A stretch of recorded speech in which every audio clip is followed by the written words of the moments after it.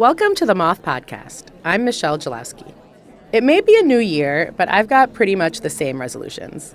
I'm going to start reading a book every week. I'm going to take more walks. I'm finally going to find a way to keep that Trader Joe's orchid alive for more than a month. Check back with me in March to see how I did. But sometimes the best thing you can do isn't to start something new. It's to think about your old habits that you don't love, the things and ideas that aren't serving you, and decide to leave them behind. On this episode, we've got two stories about the good that can sometimes come from quitting. First up is Ian Stewart, who told this at a Moth Story Slam in Portland. Here's Ian live at the Moth.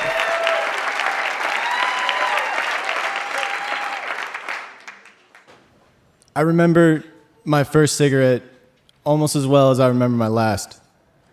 My first one, it was all love and honey. It tasted good. It felt good on my lips. It melted my brain like chocolate under a hot marshmallow. Last one, not so much.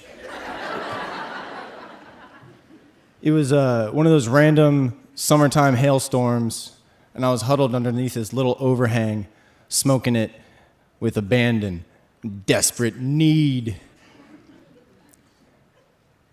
I smoked it all the way down to the filter, flicked it into this little flower pot that poor little thing never saw anything beautiful. And I felt so frustrated with myself, so ashamed. I'd tried to quit plenty of times before, and there I was again. I felt like I was letting myself down. I felt like I was breaking a promise, which I was.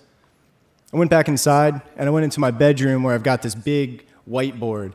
It was my quit board, and it was huge, and I only had like 60 little tallies in a corner. And when I got the thing, I was very sure I was going to fill this up, no sweat. I was gonna maybe just keep on going and turn it into one of those dungeons that has little tallies all over the walls. And as I'm sitting there looking at it, I see 60-something tallies representing around 2.5 months. It's pretty good. And I remember it being I was so frustrated to look at that. Look at all that effort. In between each of those lines represented an entire day of fighting cravings. Cravings that, they were like a parasite, man. They would dictate everything I did throughout the day.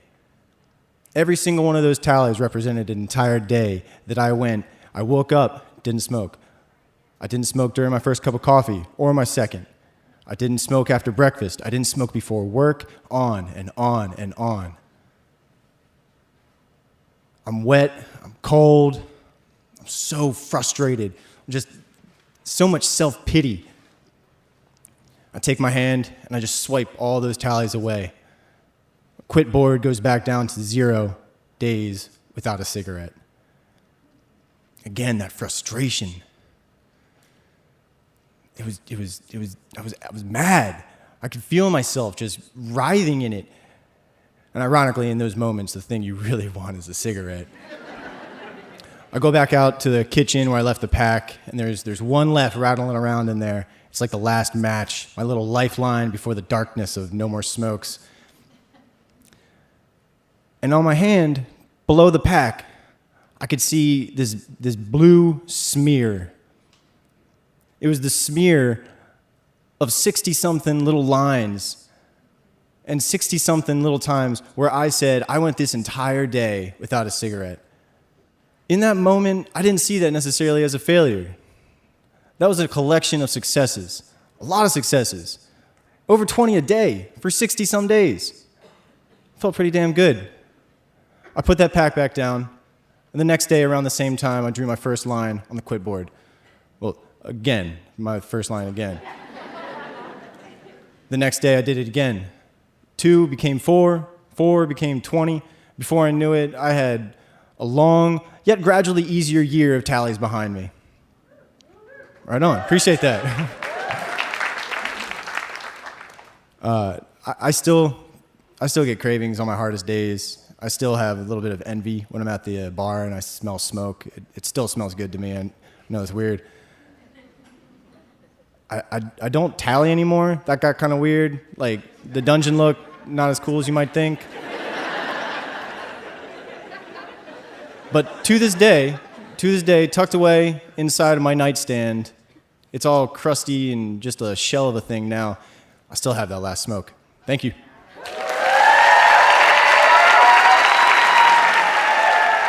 That was Ian Stewart. Ian is a writer and hobbyist of many things who tends to burn the candle at both ends. He is the author of Bittersweet, a collection of short stories, and lives in Portland, Oregon with his soon-to-be wife and their 2 cats. Now, for a story about a different type of quitting, here's Melissa Earley at a Story Slam in Chicago.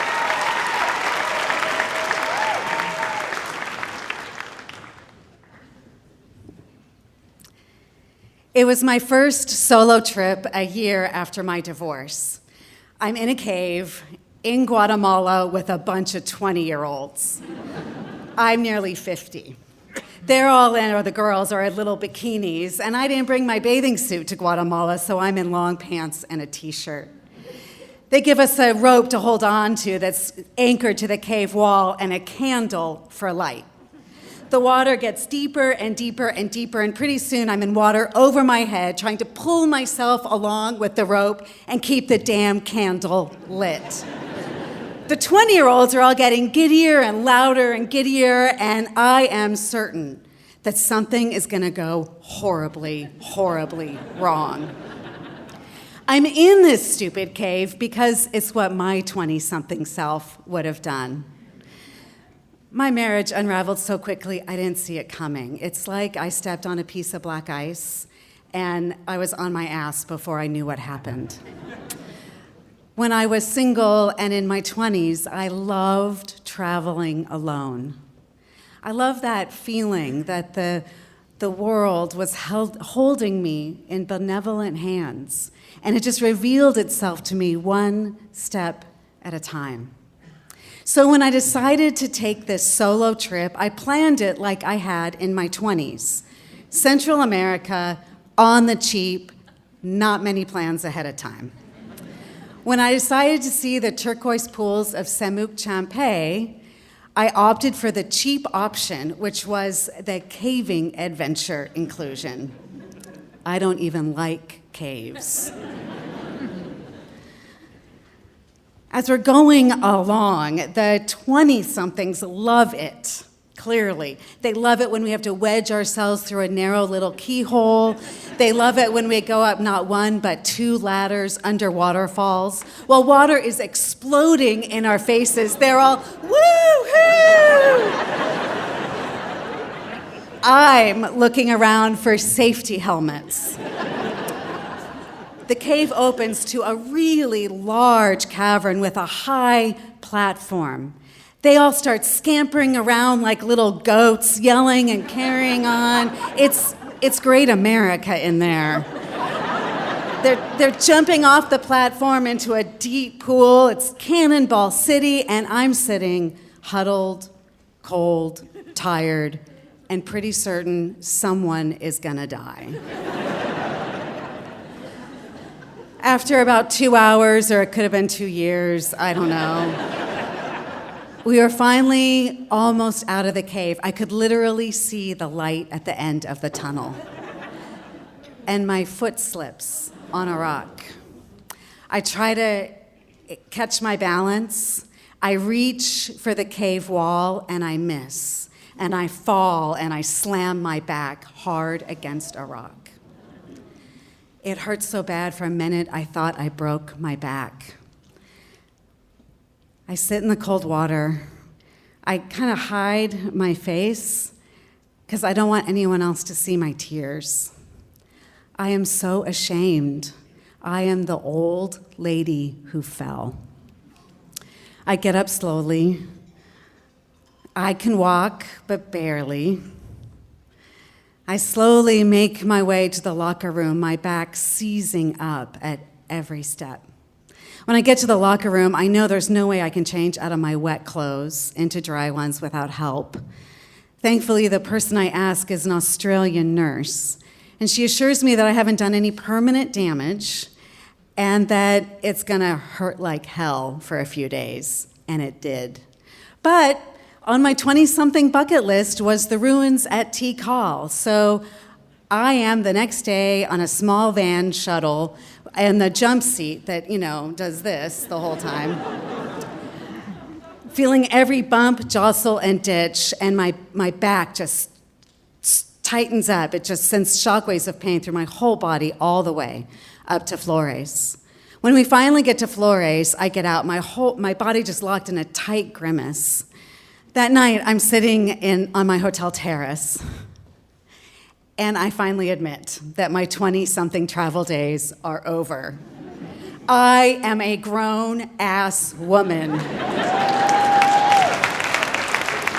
I have a real job. Maybe I can afford a hotel with hot water. And then I realize it's not my age I'm struggling with. It's my fragility.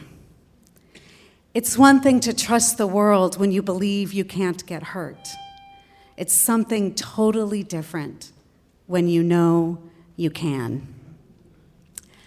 I don't let my 20-something travel self make my travel plans anymore.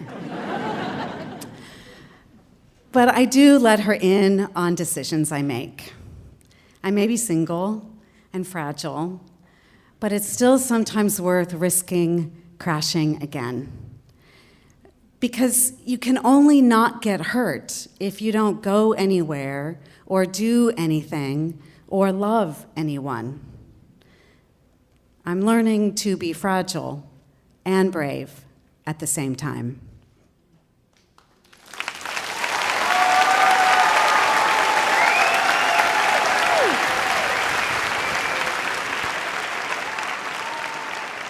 That was Melissa Earley. Melissa is a United Methodist pastor. In 2023, she moved from the Chicago area to Leadville, Colorado, to make space in her life for writing, hiking, and creativity. She's the pastor of St. George Episcopal Mission and co-founder of Sage Mountain Institute for Writing and Spirituality. That's it for this episode. From all of us here at The Moth, listening to our podcast is a habit we hope you never quit. Michelle Jalowski is a producer and director at The Moth, where she helps people craft and shape their stories for stages all over the world. This episode of The Moth Podcast was produced by Sarah Austin Jeunesse, Sarah Jane Johnson, and me, Mark Solinger. The rest of The Moth leadership team includes Sarah Haberman, Christina Norman, Jennifer Hickson, Meg Bowles, Kate Tellers, Marina Kluche, Suzanne Rust, Leanne Gully, and Patricia Ureña. The Moth would like to thank its supporters and listeners. Stories like these are made possible by community giving. If you're not already a member, please consider becoming one or making a one-time donation today at themoth.org/giveback. When you give to The Moth, you help us bring storytelling to students and community groups across the country. Thanks for your support. All Moth stories are true, as remembered by their storytellers. For more about our podcast, information on pitching your own story, and everything else, go to our website, themoth.org. The Moth Podcast is presented by PRX, the Public Radio Exchange, helping make public radio more public at prx.org.